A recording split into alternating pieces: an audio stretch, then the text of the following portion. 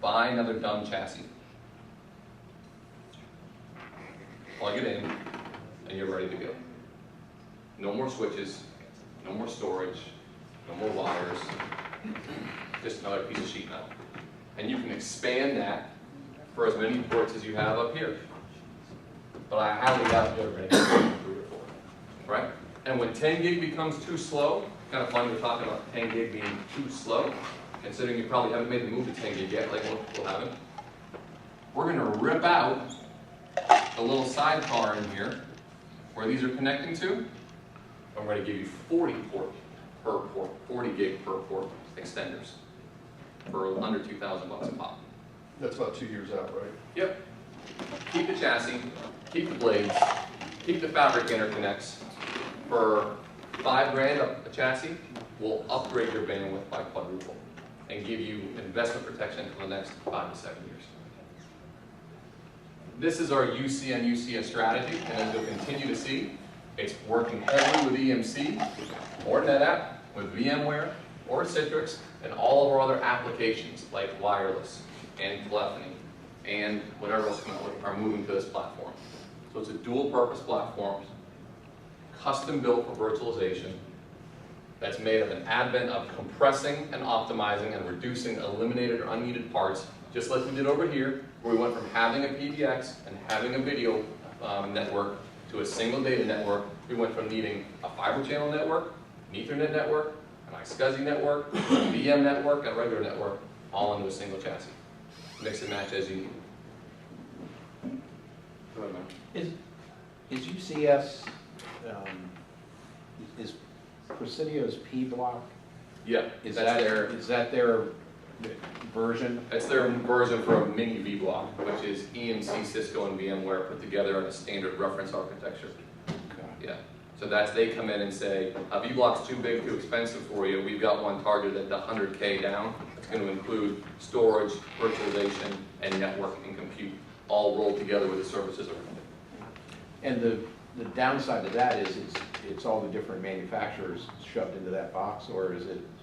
It's Is it this. purpose It's the exact. built like It's this with P-Block written on it. It's EMC, RSA, VMware, Cisco, with a fancy marketing title on it. We Which is all created, V-Block.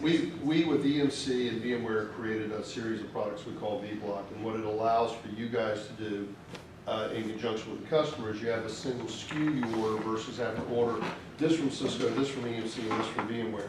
It provides a single source for support, so it's no of this. You call into a single 1-800 number, and in that pod sits Cisco, EMC, and VMware people to support that solution. So that's what the vBlocks are. So if you're EMC certified, VMware certified, and Cisco UCS certified, you can petition to be part of vBlock solution set. What Presidio did was they created their own like solution for that sub 100 space. Mm-hmm. So that's what they did. Okay. We do the same thing with NetApp with their FlexPod solution. It's a very set defined. You can't deviate from it. You can't go, well, gee, I want more of this. No, it's a vBlock 0 is a vBlock 0, and it is exactly that every time. Yeah. But guys, there's a lot here. I don't know what your go-to-market diagram is for storage and VMware, but I'm okay with you not getting this part yet, right? This part, I don't think is that difficult. And this part will set you up to have all of these discussions going forward. And this part will address bring your own device to work, wireless, security, refreshing old gear that was probably bought in 1999 before the Y2K thing hit, right? This part addresses WAN, co-location, telephony, video, and this is, like I said, 8, 9 different boxes. Get this down, work with your SEs and our team on being able to deliver this message, or at least a simplified version of SAN servers, right? Just 2 of these little boxes, SAN servers. Can I make a quick comment on Go that? ahead. Sometimes too, full-blown call manager, bring it to us early so we can help identify where it needs to go. Does it need to go to a full-blown call manager? Or does it, there's a VE6000, something that, 200 users, and that's the approach we take? Because a lot of times, the Cisco FUD against us is the complication of things. And if we can eliminate that early, knowing who we're going against, what's up, what competition is in there, if we can identify what's best for the customer and say, right now, they are not discussing DDI, they're not discussing certain things, but you know what, there is a 150, 200 user phone deal within the next 90 days. Maybe certain technologies are best fit that way, and bringing that to us and letting us kind of identify it, help any way that we can, I think that's a good plan. So the more you can talk about everything on the right side, the more information you can bring, the better we can identify what the customer is actually going to buy and stay with Cisco on all of it. Yeah, this is a good way, talking about seating gear and stuff. If you've got current customers that are call manager customers today, a great way to get UCS in there is to go back in there and talk about how, look how awesome it is for us to be able to, these 5 servers that you got, we can collapse it down to 1 server, or we can collapse all your servers down to this blade chassis. And being able to do that with VMware is a great way to get service dollars to upgrade from 7 or whatever they're on today to 8.5 or 8.6, and then also get hardware dollars in there by putting in UCS to let it run. Quick, a gotcha that Scott and I were just talking about is if they're on Business Edition, UCSS only gives them the VE5000, so they would have to buy upgrade licenses to be able to do this right here. So just make sure that the people that you're talking about, oh yeah, you can upgrade for free the call manager licenses, make sure it's call manager and Unity and not Business Edition. But the other good thing that's really important here is that if you learn both sides of this, you can start on either side.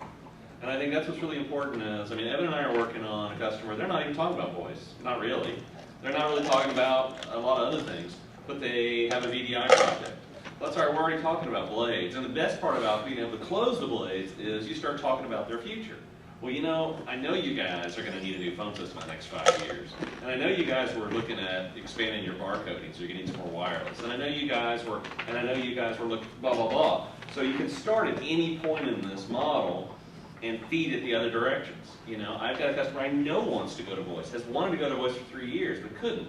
But there was a huge driver for consolidation for VMware. So we sold the blade, we sold the fabrics, we sold the Nexus, we sold the SAN. Boy, it's going to be a no-brainer when it comes time. And you think that somebody else is going to easily step in and take that away from us? Well, we've already put the infrastructure in place. What story do they have? I got 2 buttons you can push. Because you kind of get to that way in voice. It's like everybody can do the same stuff. It's what's underneath that's important.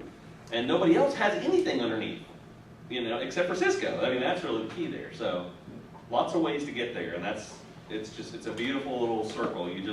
And the best part is by the time you get to the end, it's time to renew the first, And so you find those bigger customers and you take care of them, and you've just got a cycle of life. So, I was going to throw out, a rhetorical question was asked earlier about how many customers between the old SDI and AtNet are there as far as voice customers are concerned. What did we say that number was earlier? I bet it's like 60. I was gonna say 60-75%.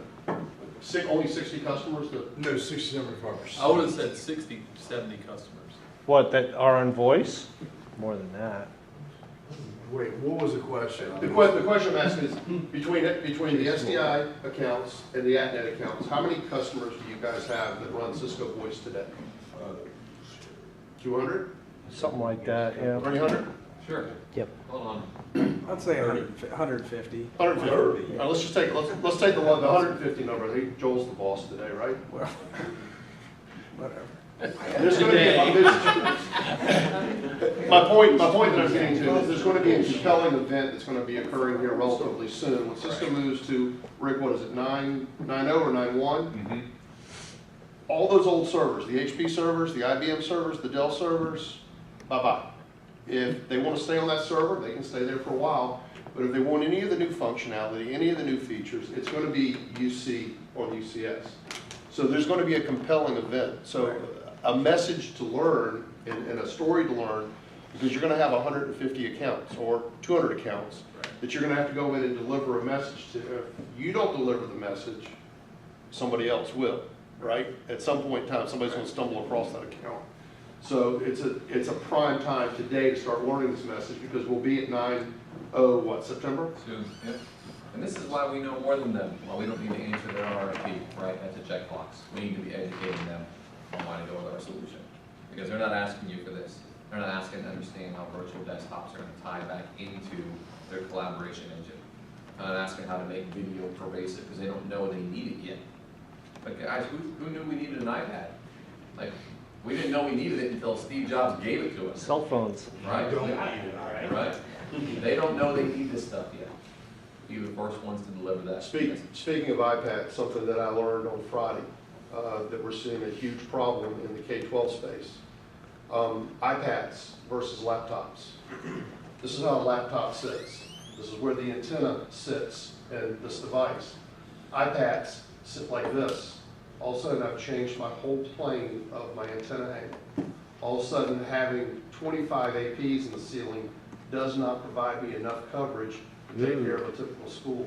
Now, all of a sudden, I have to have 50 to 60 APs in the ceiling to be able to cover the same type of device, but now instead of it being this, it's this. Lexington School District 1, we're seeing a huge problem. They've deployed already 500 iPads, and everybody's bitching that they can't get on the network. The network was built for laptops with an antenna and a vertical plane versus a horizontal plane. Well, and you also have them coming in with 3 or 4 different devices that are all connecting. Correct. So each user has multiple devices looking at. Sitting in a high school classroom, you'll have an iPad and an iPhone connecting to the network. You think about your house, you know, I mean, we were doing this exercise last week in regards to which firewall do I need for my house? Oh, 5505, 10 users should be fine. Think about how many IPs you got going in your house today. I counted, I got like 16 in my house. Yes. My 3-year-old's on a Kindle Fire playing Angry Birds, and then this is kind of a funny story about that. He just hits everything, right? So Angry Birds has a lot of advertisements and things like that. My wife gets the Kindle Fire back. There's 7 different apps that she had never seen before. 2 days later, an Amazon box shows up, and there's books in there. You're blaming those apps. She's like, "Where's my Angry Birds?" I've never seen this before in my life. So we opened it up, and she goes, "Did you order these books? What are these about?" And then we started looking, and you know, the dress is right. We go to the fire. He had just started hitting. So we've had to go back and lock all that down. My 3-year-old ordered, you know, $63 worth of books and 7 apps we've never seen. So how's he supposed to touch screen on that? He's not learning reading yet. Where's he working now? All right, guys, let's take 15 minutes. We'll be back in here in 3.